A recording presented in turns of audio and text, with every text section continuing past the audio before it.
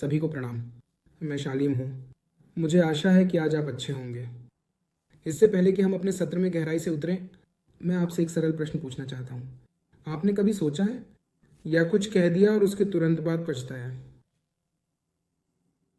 शायद इससे किसी को चोट पहुंची होगी, या हो सकता है कि यह उस तरह से नहीं निकला जैसा आप चाहते थे।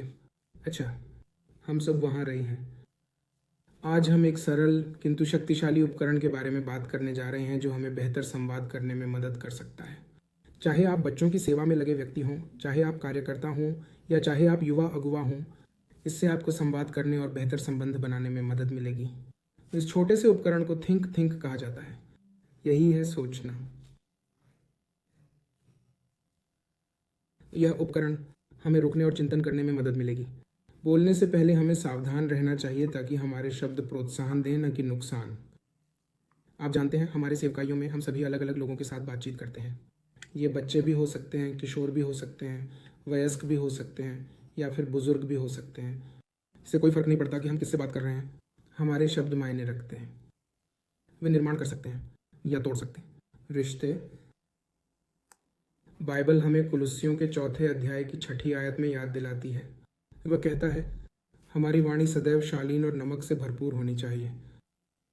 इसका एक अर्थ यह है कि हमारे शब्द प्रेम से भरे होने चाहिए, हमारे शब्द करुणा से भरे होने चाहिए, हमारे शब्द विनम्रता सहानुभूति से भरे होने चाहिए, सम्मान और देखभाल। हालांकि ईमानदारी से कहूँ तो ऐसा करना मुश्किल, लेकिन कहना आसान है। यहीं पर थिंक की भूमिका आती है। यह हमारी मदद करता है। बोलने से पहले 5 प्रश्न पूछें। प्रथम, टी का अर्थ सत्य है, इसलिए हमें खुद से पूछना चाहिए कि क्या यह सच है, इससे पहले कि हम बोलें। एच का अर्थ है मददगार। हम जो भी बोलते हैं, क्या वह सुनने वाले के लिए मददगार होता है? क्या यह किसी दूसरे व्यक्ति के लिए जानने में मददगार होता है? हम जो बोल रहे हैं वह किसी भी तरह से मददगार है?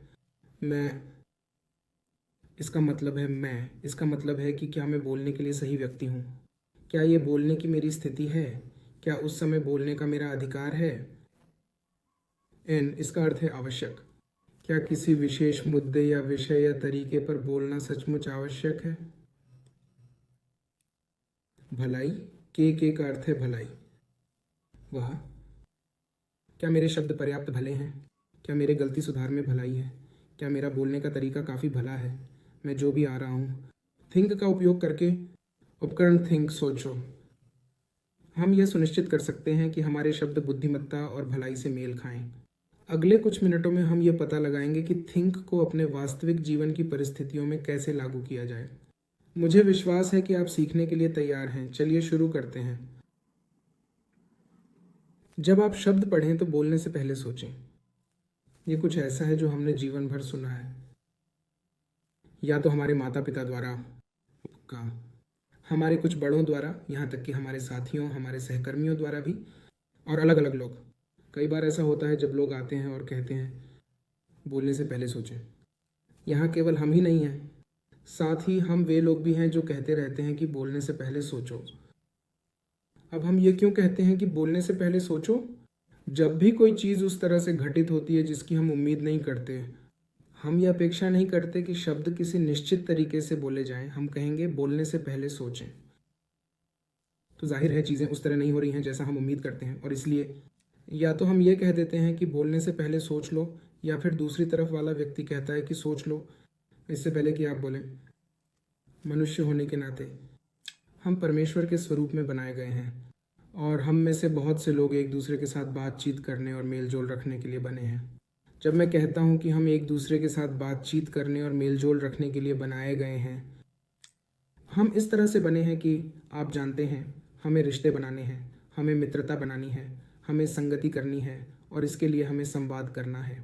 जब यीशु ने पृथ्वी और मनुष्यों की रचना की, आदम और हवा, वह हर दिन उनके पास आता था और उनके साथ संगति करता था। उनका इरादा लोगों के साथ अच्छे संबंध बनाने का था, और मेरा मानना है कि वह हमसे भी यही उम्मीद करता है। वह चाहता है कि हम लोगों के साथ अच्छे संबंध रखें। वह चाहता है कि हम लोगों से बातचीत करें, लोगों के साथ संगति करें। जब हम धरती पर यीशु के जीवन को देखते हैं तो हम पाते हैं कि उसने अलग अलग लोगों के साथ बातचीत की। वह रिश्तों को बहुत महत्व देता था। वह एक शादी समारोह का हिस्सा था। वह लोगों के घर गया और उनके लिए प्रार्थना की।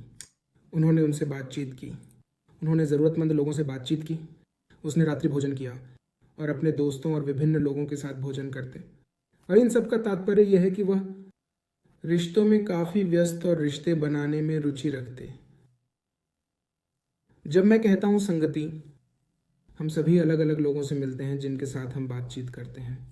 ये किसी संडे स्कूल का बच्चा भी हो सकता है, ये आपके समाज का कोई बच्चा हो सकता है जहाँ आप रह रहे हैं, ये कोई किशोर भी हो सकता है, ये कोई ऐसा व्यक्ति हो सकता है जो अभी अभी आपके संडे स्कूल से निकला है और युवा समूह का हिस्सा है, या कोई अन्य सेवकाई, या कोई वयस्क या बुजुर्ग व्यक्ति हो सकता है। जब हम लोगों से जुड़ते हैं, हम सद्भाव और शांति बनाए रखना चाहते हैं। हालांकि कई बार ऐसा होता है कि हमारी बातचीत उस तरह नहीं होती जैसा हम चाहते हैं। कभी कभी उनमें संघर्ष पैदा हो जाता है और हम एक दूसरे को चोट पहुंचाते हैं। बच्चों की सेवा में लगे लोगों के रूप में हम विनम्र बने रहने का सर्वोत्तम प्रयास करते हैं, भलाई दिखाएं और संवाद करने के लिए उनके स्तर पर आने का प्रयास करें। फिर भी कई बार हम खुद को मुश्किल में पाते हैं। बच्चे अब हमारी बातचीत में शामिल होने के लिए आकर्षित नहीं होते। कुछ साल पहले मैं एक व्यक्ति से मिला जो बच्चों की सेवा में बहुत अनुभवी थे, और फिर भी वह अपने दिल की बात बता रहे थे कि अब उनकी स्थिति क्या हो गई है। उन्होंने बच्चों द्वारा प्रभु को जानने के बारे में अद्भुत साक्ष्य साझा किए। उन्होंने बच्चों द्वारा अपना जीवन देने के बारे में अद्भुत साक्ष्य साझा किए। परमेश्वर को धन्यवाद कि उनके जीवन में कितना बदलाव आया। हालांकि अब वह उस बिंदु पर है जहां उसे लगता है कि वही बच्चे सकारात्मक प्रकाश में नहीं हैं। अब वह उनसे बातचीत करने के बिंदु पर है। उसे लगता है कि वह अपने काम में अच्छा था, लेकिन अब वह उस बिंदु पर है जहां उसे लगता है कि बच्चे उससे दूरी बना रहे हैं। अब उन्हें लगता है कि बच्चों को बातचीत में कोई दिलचस्पी नहीं रह गई है उनके साथ। जब हम साथ बैठे, बातचीत की, तो हमें एहसास हुआ और हमने उनके जीवन और उन चीज़ों पर विचार किया जो उसके साथ घूम रहे थे। हमें समझ में आ गया कि उसके संवाद करने के तरीके में कुछ समस्या थी। वह लोगों के साथ बहुत सीधा हो गया। क्या इसकी आवश्यकता थी? हालांकि उसे लगा जिस तरह से वह बच्चों के साथ संवाद कर रहे थे, जिस तरह से वह युवाओं के साथ संवाद कर रहे थे, वह वास्तव में सम्मानजनक नहीं था, या कभी कभी स्वर वैसा नहीं होता था। कई अवसरों पर उन्होंने सही समय पर बात की, उन्होंने सही मुद्दे पर बात की, फिर भी इससे उनके रिश्ते पर असर पड़ा। जैसा कि मैंने पहले कहा, परमेश्वर का वचन कहता है, हमारी वाणी सदैव अनुग्रहपूर्ण, नमकीन होनी चाहिए, ताकि हम जान सकें कि हर एक को कैसे उत्तर देना है। इन बातों पर विचार करते हुए हमने साथ मिलकर महसूस किया कि अगर हम थिंक जैसी अवधारणा, थिंक जैसे उपकरण का उपयोग कर सकें, इससे उसके रिश्ते बेहतर हो जाते। तो फिर थिंक क्या है? जैसा कि मैंने पहले बताया, थिंक एक संक्षिप्त शब्द है जहाँ टी का अर्थ सत्य है, एच का अर्थ है मददगार, आई का अर्थ है मैं, जिसे मी भी कहा जा सकता है, एन का अर्थ है आवश्यक, के का अर्थ है भलाई। अब आपके मन में यह विचार आएगा कि यह उपकरण मेरे संवाद में किस प्रकार सहायक होगा। मुझे ये बात आपको समझाने के लिए थोड़ा समय दीजिए। चूंकि हमारे पास संगति के लोग हैं, ये मौज मस्ती, हास्य का समय हो सकता है, ये गंभीर बातचीत हो सकती है, ये ऐसी बातचीत हो सकती है जहाँ ये हम लोगों को परामर्श दे रहे हैं, या ये सामान्य बातचीत भी हो सकती है। लेकिन हर समय हमें बोलने से पहले सोचना चाहिए। बोलने से पहले सोचने का प्रयोग करें, या कोई टिप्पणी करते समय हमें अपने द्वारा प्रयोग किए जा रहे शब्दों के प्रति सचेत रहने की आवश्यकता है, हमें अपने लहजे के प्रति सचेत रहने की आवश्यकता है, हमें अपने आप से कुछ प्रश्न पूछने की आवश्यकता है। अब ये कुछ प्रश्न इस प्रकार होंगे, जैसे जब मैं कहता हूँ सत्यवादी, तो हमें खुद से पूछना चाहिए, मैं जो भी टिप्पणी कर रहा हूँ, जो भी बोलने जा रहा हूँ, क्या वह सत्य है? ये सच हो सकता है, लेकिन इससे किसी व्यक्ति को चोट लग सकती है, हो सकता है उस व्यक्ति के साथ आपके रिश्ते को प्रभावित करेगा। इसलिए आपको ये पूछने की ज़रूरत है कि जो कुछ भी मैं बोलने जा रहा हूँ, क्या वह मेरे साथियों के साथ मेरे रिश्ते को बेहतर बनाने में किसी भी तरह से मददगार होगा? भाई या सहपाठी या साथी के साथ, वह व्यक्ति जिसके साथ हम काम कर रहे हैं। हमें इस बात पर भी विचार करना होगा कि जब मैं कहता हूँ तो क्या यह मेरा स्थान है? हमें यह सोचना होगा कि क्या इस मुद्दे पर बोलना मेरा अधिकार है? क्या इस मुद्दे पर बोलना मेरा स्थान है? क्या मैं इसके बारे में बोलने के लिए सही व्यक्ति हूँ? अच्छा, हमने 3 शब्दों पर चर्चा की है जो सत्य, सहायक और प्रेरणादायक हैं। चौथा आवश्यक है। हमें अपने आप से पूछना होगा कि क्या मेरे लिए इस विशेष बात के बारे में बोलना सचमुच आवश्यक है, कि क्या मेरे लिए इस विशेष बात के बारे में प्रश्न पूछना सचमुच आवश्यक है, या क्या यह सचमुच आवश्यक है कि मैं किसी भी तरह से टिप्पणी करूं यदि आवश्यक हो तो। इसलिए हमें ये प्रश्न लगातार पूछते रहना चाहिए। और आखिरी बात वह है भलाई। क्या मैं बोलूँगा तो इससे भलाई होगी? क्या मेरे शब्द पर्याप्त भले होंगे? क्या मेरे कार्य पर्याप्त भले होंगे? क्या मेरी शारीरिक भाषा पर्याप्त भली होगी? खैर, अब हमने टी, एच, आई और के को देख लिया है और मुझे यकीन है कि आपने भी ऐसा ही सोचा होगा, इसे कहीं नोट कर लिया है। इसलिए टी सच्चा है, एच मददगार है मैं, क्या ये मेरी जगह है, और आवश्यक के भलाई। और आपको लगातार अपने आप से पूछना चाहिए, क्या ये सच है? क्या ये मेरी जगह है? क्या ये ज़रूरी है या ये भलाई है? अब आइए एक उदाहरण देखें ताकि आप इसे बेहतर ढंग से समझ सकें। अब वहाँ दोस्तों का एक समूह था, स्कूल के प्रांगण में खेलते हुए। लड़कियों में से एक का नाम लिली था और वह और उसकी सहेलियां इस खेल के मैदान में खेल रही थीं। एक बार जो हुआ वो ये कि सैम नाम का एक दोस्त वह उनके पास आया और उसने लिली के कानों में कुछ फुसफुसाया। लिली, लिली, क्या तुमने सुना कि जॉन मुसीबत में पड़ गया? लिली ने पूछा, जॉन को परेशानी क्यों हुई? सैम का जवाब था, क्योंकि वह कक्षा में नकल करते पकड़ा गया था। लिली इस पूरी बात से थोड़ा हैरान थी और बिना ज़्यादा सोचे उसने सोचा, मुझे जाकर अपने दोस्तों तक ये खबर फैलानी चाहिए। और क्या हुआ? लिली एक इंसान है। वह अपने कई दोस्तों के पास गई और उनसे इस बारे में बात की। अंततः कुछ समय के बाद लिली जॉन से मिली। जब वह जॉन से बात कर रही थी, उसे एहसास हुआ जॉन को नकल करते हुए नहीं पकड़ा गया बल्कि कोई और पकड़ा गया। इस समय तक जॉन को यह एहसास हो चुका था कि उसके बारे में अफवाह फैलाई जा रही है। जॉन इस पूरी घटना से बहुत परेशान था। हालांकि बहुत देर हो चुकी थी, लेकिन अब लिली और जॉन के बीच संबंध प्रभावित हो गए थे। लिली, उसकी दोस्त और जॉन के बीच संबंध प्रभावित हुए। ये क्यों? जाहिर तौर से क्योंकि बोलने से पहले वे ज़्यादा नहीं सोचते थे। अब आइए एक क्षण रुकें, पीछे हटें और देखें कि हम लिली की किस प्रकार मदद कर सकते हैं।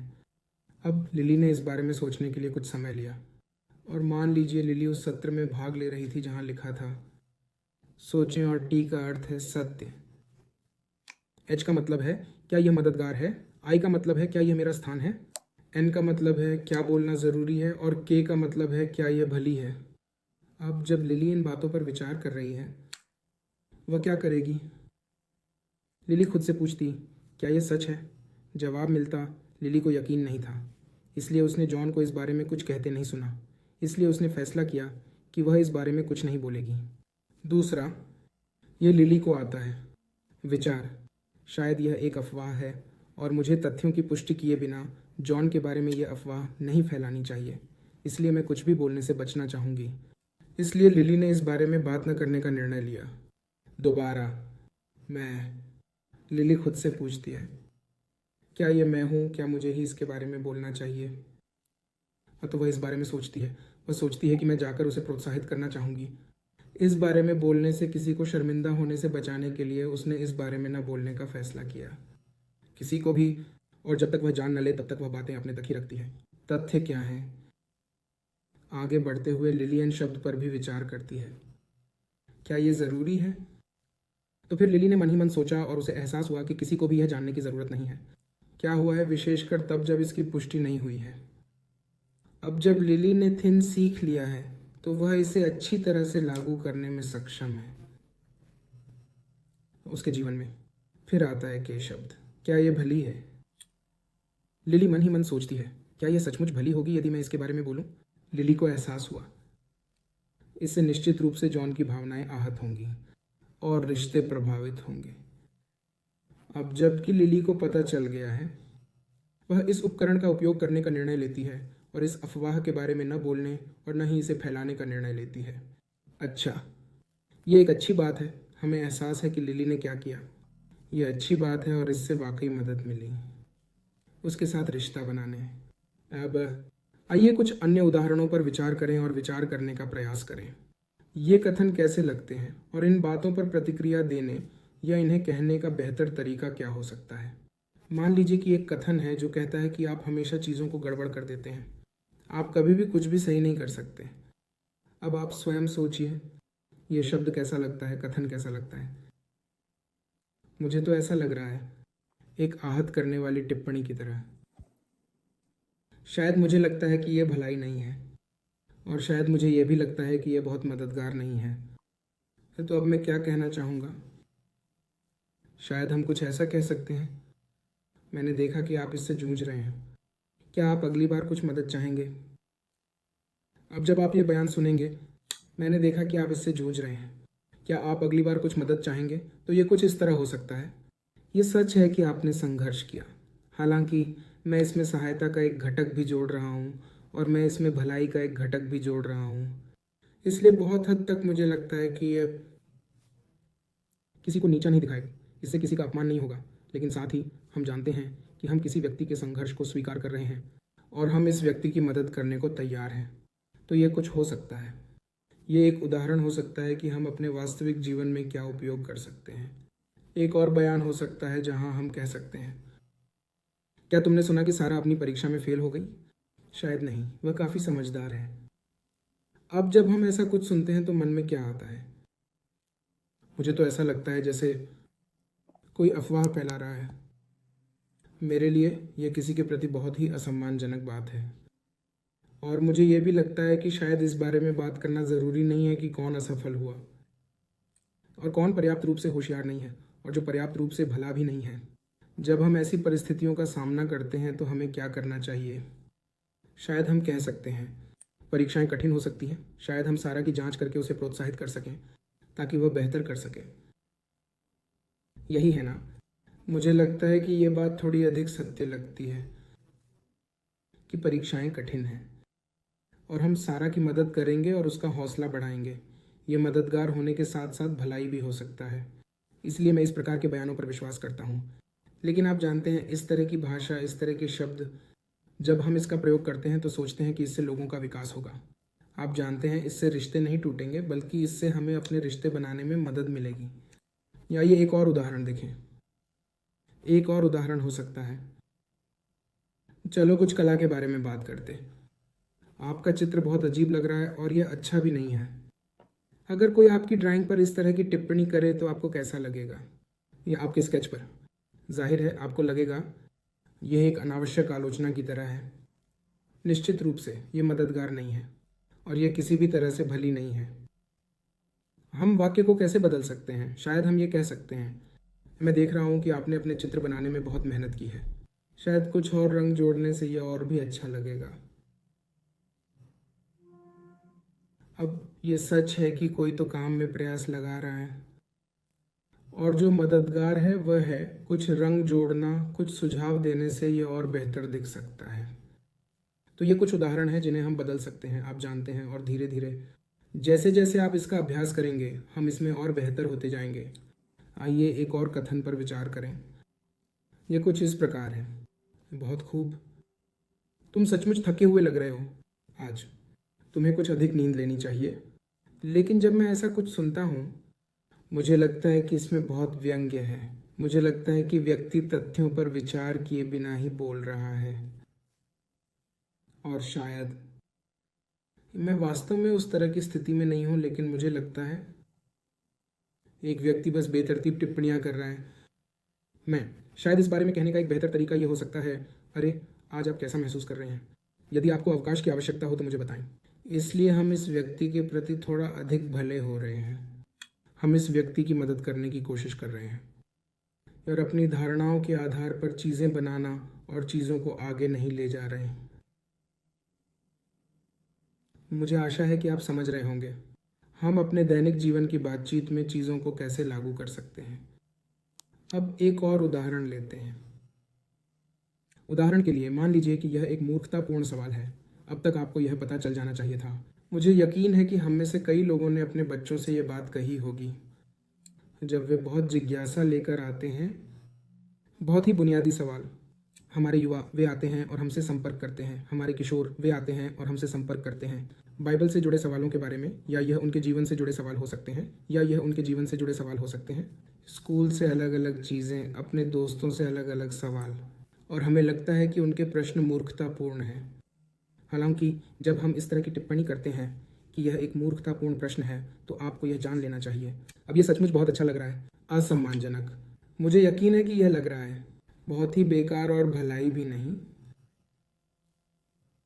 तो जब कोई बच्चा या कोई अन्य व्यक्ति प्रश्न लेकर आता है, तो बेहतर उत्तर क्या हो सकता है, या जवाब देने का बेहतर तरीका क्या हो सकता है?